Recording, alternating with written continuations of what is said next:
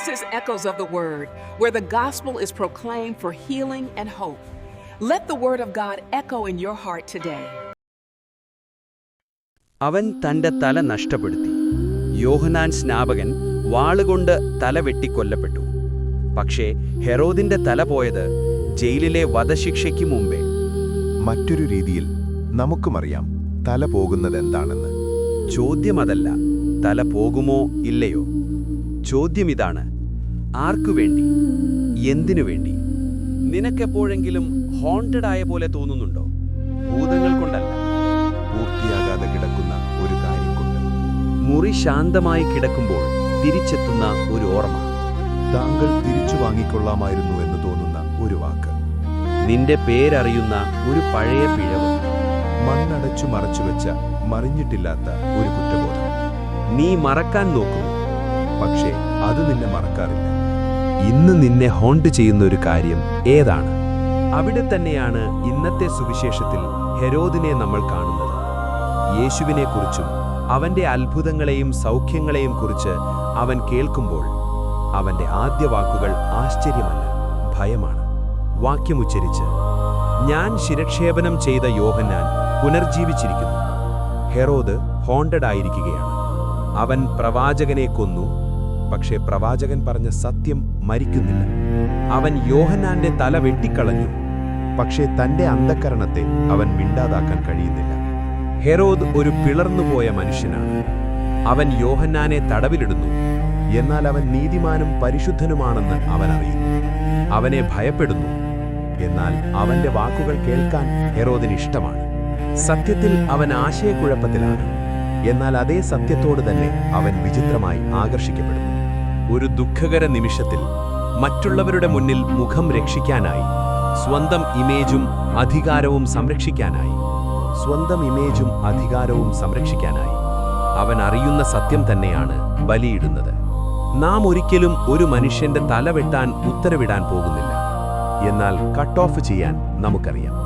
അംഗീകരിക്കാൻ നമ്മൾ തയ്യാറാകാത്ത ഒരു പാപം, അടക്കി താഴ്ത്തി വെക്കുന്ന ഒരു മുറിവ്, ഒരിക്കലും ക്ഷമിക്കില്ലെന്ന് നമ്മൾ തീരുമാനിച്ച ഒരാൾ. കോപം, ലഹരി, അസൂയ, ഇവയിൽ നിന്നുള്ള ഒരു പാറ്റേൺ നമ്മൾ ഒളിപ്പിച്ചു വെക്കുന്നു. ചിലപ്പോൾ സ്വയം നമ്മുടെ മുന്നിൽ നിന്നുപോയി നമ്മൾ അത് അടക്കം ചെയ്യുന്നു. നമ്മൾ മുന്നോട്ടു പോകുന്നു, പക്ഷേ അത് വീണ്ടും മടങ്ങിയെത്തുന്നു. ഒരുമിച്ച് സത്യത്തിന് വീണ്ടും വന്ന് തട്ടുന്ന ഒരു രീതിയുണ്ട്. ലോകസാഹിത്യത്തിൽ ഇതിനൊരു ശക്തമായ ചിത്രമുണ്ട്. എഡ്ഗർ ആലൻ പോയുടെ ദ ടെൽ ടെയിൽ ഹാർട്ട് എന്ന കഥയിൽ ഒരു മനുഷ്യൻ സ്വന്തം അയൽക്കാരനെ കൊന്ന് ശവം നിലപ്പാളികൾക്കടിയിൽ ഒളിപ്പിക്കുന്നു. പോലീസ് എത്തുമ്പോൾ എല്ലാം ശാന്തം, മുറി വൃത്തിയുണ്ട്. അവന്റെ വാക്കുകൾ ആത്മവിശ്വാസപൂർവ്വം, തെറ്റൊന്നുമില്ലെന്ന് തോന്നുന്നു. പക്ഷേ അവന്റെ ഉള്ളിൽ ഒന്നാണ് കലങ്ങിത്തുടങ്ങുന്നത്. ഒരു ശബ്ദം, ഒരു താളം, ഒരു ഹൃദയമിടിപ്പ്. അത് കൂടുതൽ ശക്തമാകുന്നു, കൂടുതൽ വ്യക്തം, കൂടുതൽ അടിയന്തരം. മറ്റാരും അത് കേൾക്കുന്നില്ല, പോലീസിനൊന്നും സംശയമില്ല. പക്ഷേ ആ മനുഷ്യന് ആ ശബ്ദത്തിൽ നിന്ന് രക്ഷയില്ല. കാരണം ആ ശബ്ദം നിലപ്പാളികൾക്കടിയിൽ നിന്ന് വരുന്നതല്ല, അവന്റെ ഉള്ളിൽ നിന്ന് തന്നെയാണ് അത് ഉയരുന്നത്. അവന്റെ അന്ധക്കരണമാണത്. മരിക്കാൻ തയ്യാറാകാത്ത ഒരു ഹൃദയം പോലെ മിടിച്ചുകൊണ്ടിരിക്കുന്നു. അവസാനം അവൻ സമ്മതിക്കുന്നു. പോലീസ് സത്യം കണ്ടെത്തിയതുകൊണ്ടല്ല, സത്യം തന്നെ അവനെ കണ്ടെത്തിയതുകൊണ്ടാണ്. ഹെരോദ് തന്റെ സ്വന്തം ടെൽ ടെയിൽ ഹാർട്ട് ജീവിക്കുന്നു. യോഹന്നാൻ മരിച്ചതാണ്, പക്ഷേ യോഹന്നാന്റെ സത്യം അവന്റെ ഉള്ളിൽ ഇനിയും മിടിച്ചുകൊണ്ടിരിക്കുന്നു.